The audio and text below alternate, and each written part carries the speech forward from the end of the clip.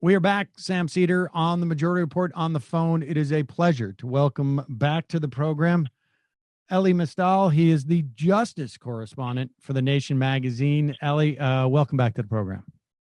Thanks so much for having me, Sam. How are you? I'm hanging in there. I just watching the country melt down, and hoping that we just, I don't know, melt into a pool that can recoagulate. With any luck in the future. But while the country wonders if Donald Trump can read his briefings, I'm over here reading the briefings coming out of First Street with the Supreme Court, and it has been a fascinating couple of weeks over there. I'll tell you something. The other day, my sister was listening to NPR or something, which I've asked her not to do, but she heard Michael Steele claim that he thinks conservatives are going to be surprised by John Roberts when it comes to the abortion case and to maybe the Consumer Financial Protection Bureau.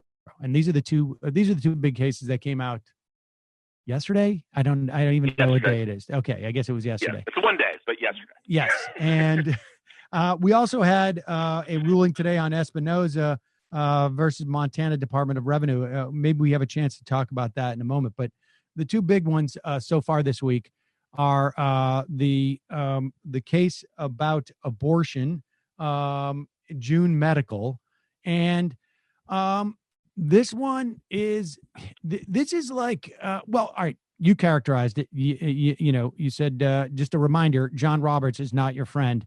Explain to us why John Roberts is not our friend, and maybe we should just start with what are trap laws. Yeah, so let's understand what's happening here in this abortion case. A trap law is a kind of conservative invention. They've realized that making a frontal attack on abortion rights, making a frontal attack on Roe v. Wade, is both difficult and unnecessary. Why try to outlaw the right to an abortion when you can simply make it impossible for anybody to get an abortion because you've outlawed all the abortion services providers?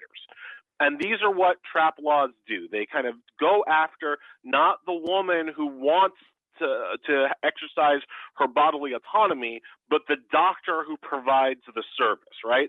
So the law in Louisiana at issue in June Medical was this issue of whether or not an abortion services provider had to have admitting privileges in nearby hospitals.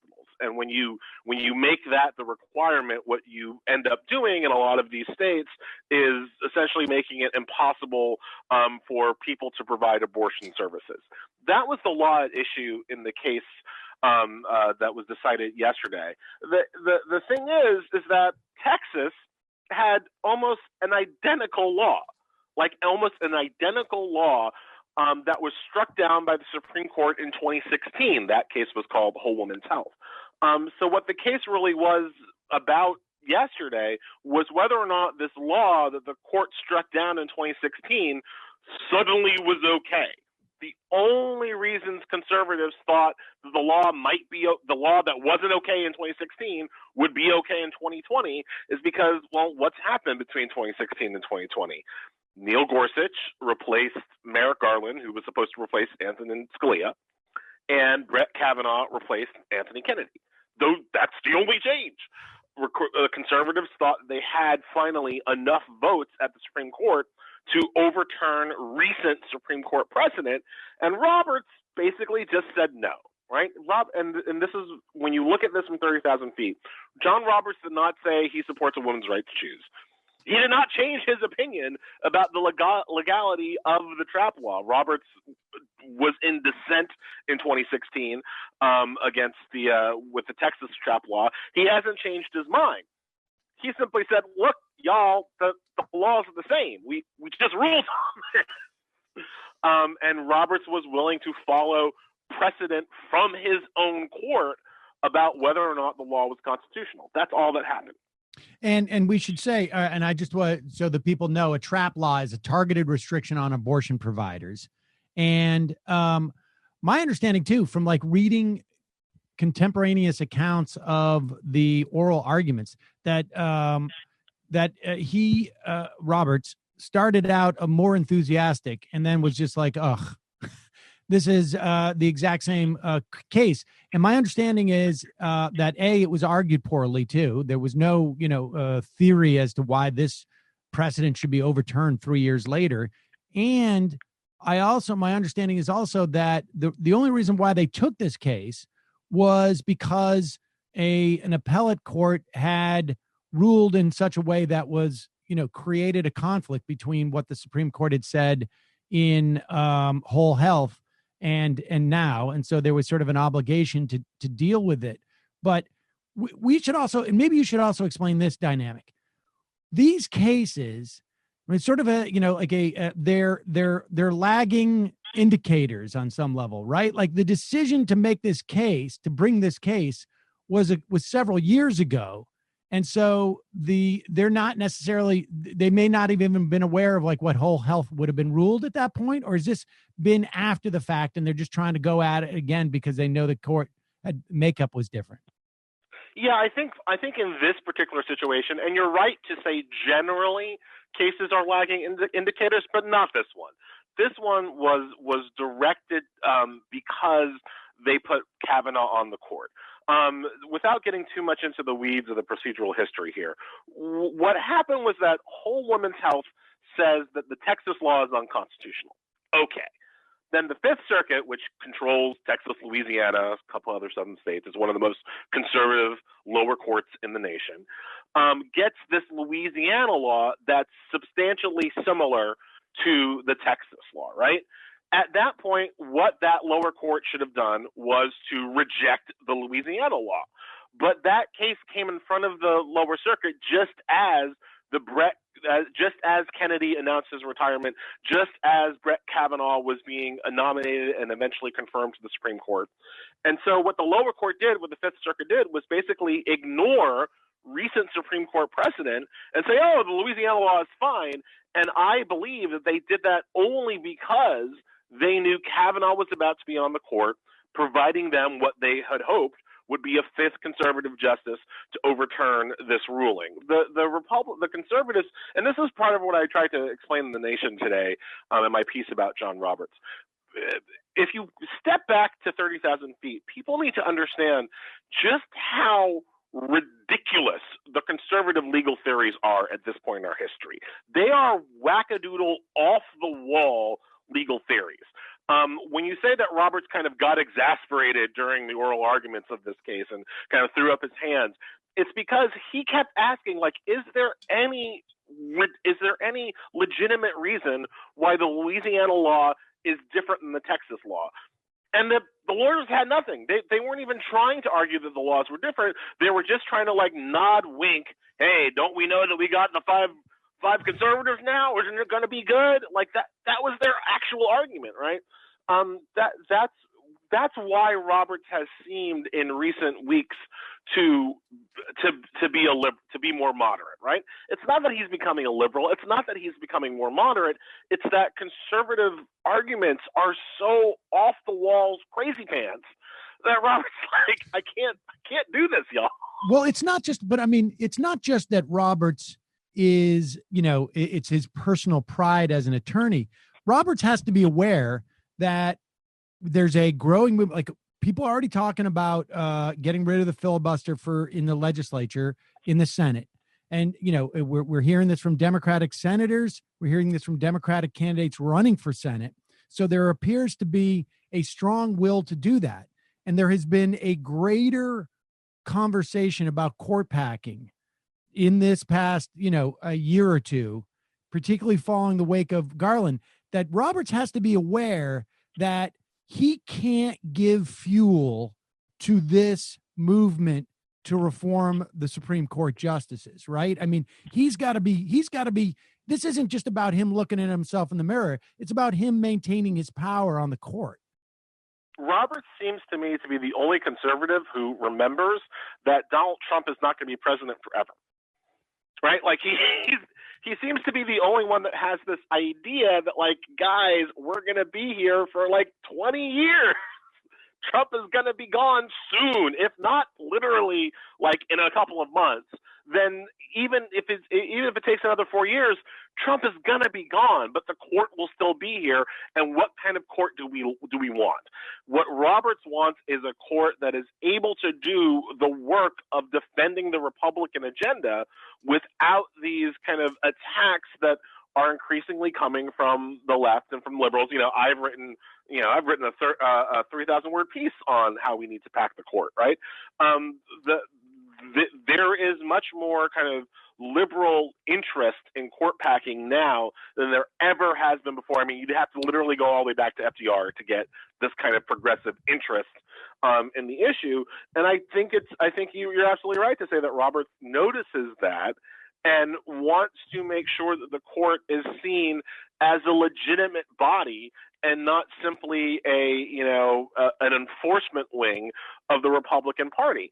That doesn't mean that Roberts is a moderate. It doesn't mean that he's not Republican. Roberts wants to, and I've said this before, Sam, but Roberts' goal is to bend the law towards the Republican agenda as much as possible without breaking it. That he cares about breaking it makes him different from Brett Kavanaugh, for instance. Right. Or he's also got he's just in a different position because it reflects a lot on him as well. But yes, he's got that agenda. And I will also add this. Let me just refine your point.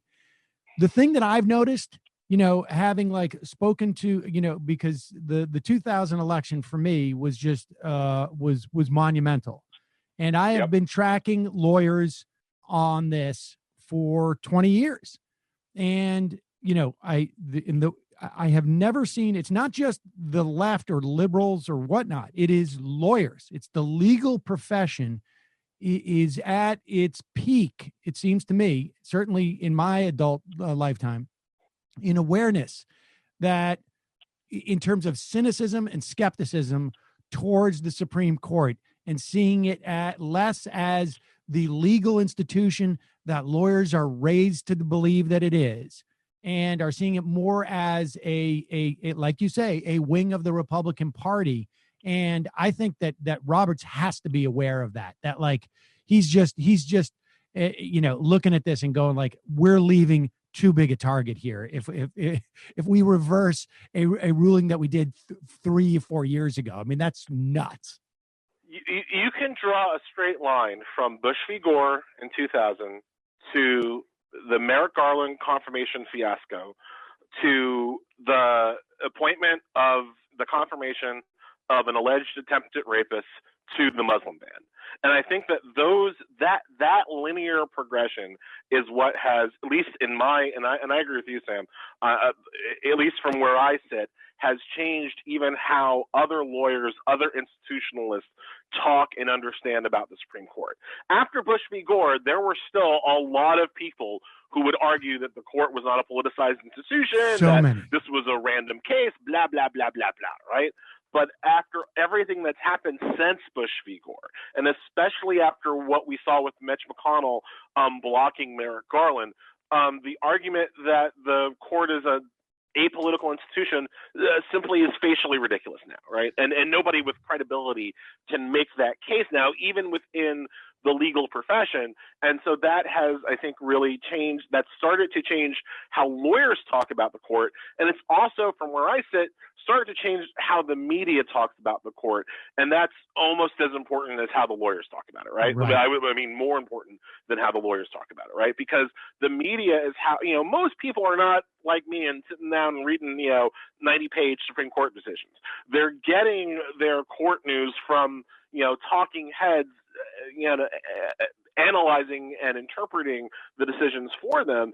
And what we've seen, especially in the past 3-4 years, is even people in the media start to cover the courts more like they cover Congress or they cover the president, understanding the court is a political branch of government just like the other two. As that starts to happen, the I just call balls and strikes-ness that Roberts wants to cling to becomes more and more facially ridiculous. I am going to use that term. I call balls and strike-ness. I like that. And we should just one other thing to add on this specific case that he basically says, I mean, he lays out essentially, and he's done this in other cases, it appears to me. He lays out the roadmap to and basically puts out the clarion call. We want a case that will take Casey, follow the Casey route in terms of dealing with abortion, right? Yeah, he's this case was not a protection of abortion rights so much as it was a warning for how abortion rights can be taken away in the future. When Roberts mentions Planned Parenthood v. Casey, people need to understand Planned Parenthood v. Casey is the controlling abortion decision in this country. It's not Roe v. Wade. Roe v. Wade got mollified into Planned Parenthood v. Casey. And Planned Parenthood v. Casey sets out basically a complicated, convoluted set of tests that basically tell us when the government is allowed to restrict the abortion right. Roberts is saying, let's look at that case again. Let somebody bring me a case that looks to overturn Casey, and we can get this thing done. Is what he's saying in that opinion, and it's worth noting. I personally believe that what the conservatives are waiting for, the kind of conservative legal bar is waiting for Ruth Bader Ginsburg to pass away.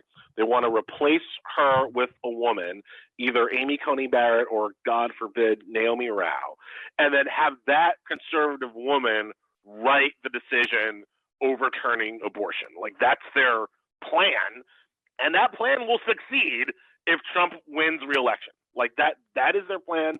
That's what's going to happen, and November 3rd is the last best hope to stop that from happening.